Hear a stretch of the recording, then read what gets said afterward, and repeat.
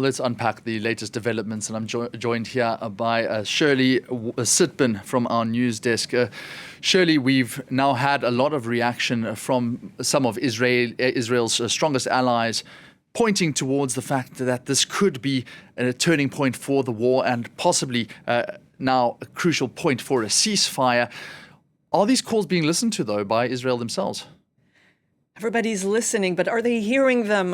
Yes, of course, the Israelis have managed to kill Yahya Sinwar, and everyone points to the fact that, yes, he was the last major Hamas leader, and Israel has destroyed many weapons, has destroyed tunnels, it has killed many people and many Hamas fighters. So its allies are saying, that isn't just killing is not victory. The victory is using what you've done and turning it into some kind of deal to have security again. That's your goal, not killing. That is not success. So they've been hearing that from countries, of course, all over the world and their allies again and again. So let's listen to Joe Biden, the U.S. president. I told him that we were really pleased with his actions, and further that now's the time to move on. Move toward a ceasefire in Gaza, ensure that we move in the direction that we're going to be in a position to make things better for the whole. And it's just not just Israel's allies abroad who are saying this. Also in Israel itself, many people are saying this, including security officials, people who are military, former military, and of course the hostage families who have said since yesterday over and over again, for a year now, they tell the Israeli authorities, you've been saying that Yahya Sinwar is the one who blocked ceasefire talks, who did not want to release the hostages. Well, now he's gone, so take the deal. Now, that's the moment. That's what they've all been saying. Yes, and also, not just a ceasefire. Many people are pointing to really the end of the war, and also the next phase. What's going to happen after the Israelis leave Gaza? Bringing back the Palestinian Authority, some kind of solution. People are pointing towards that. That's what we've been hearing more and more. But are they being heard by Benjamin Netanyahu? You've said a bit of what he's been saying since yesterday, basically saying that this is an important point, but not hinting that this is the end. But there's still a lot to be discussed with Israel's allies and also with his allies and also some of his opponents within the Israeli political spectrum. But now basically also the Israeli leaders playing with words.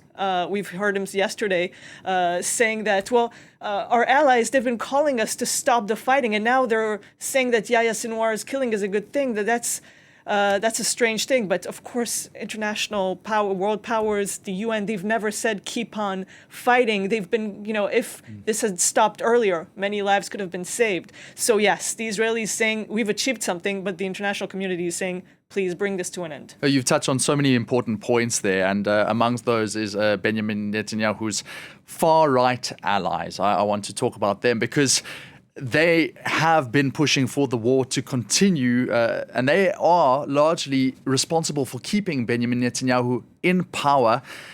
He, though, has tried to weaken their position of late.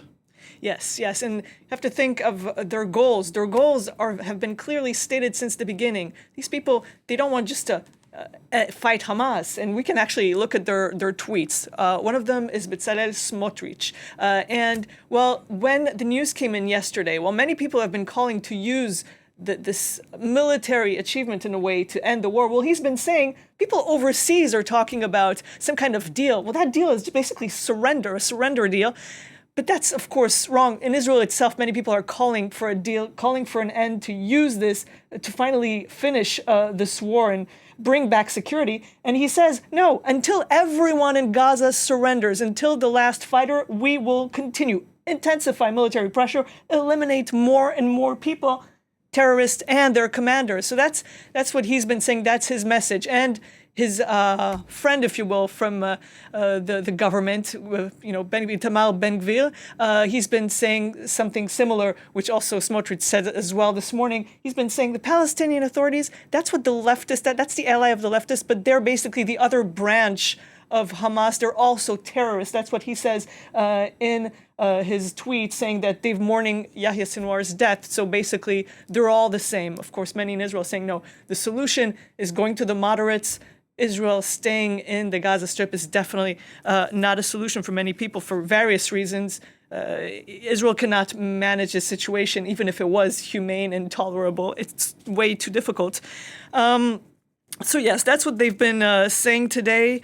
And yes, their goal is to bring back Israelis to the Gaza Strip, perhaps occupy also the south of Lebanon to push back Hezbollah. That's basically the far-right allies of Benjamin Netanyahu, and you've said so far. Each time he said he may take a deal for the release of the hostages, they said they would quit the government, and that would have meant that he would lose his majority, and that would have put him at risk. And now what he's done is he brought in an extra ally into his government, Gideon Sa'ar, which is also a right wing, but it gives him a bit more leverage. He's a bit, not as much in the hands of Smotrich and Ben Gvir, who were so radical. So playing politics, which ultimately could play with people's lives there. Shirli Sitbon, thank you as always for your analysis.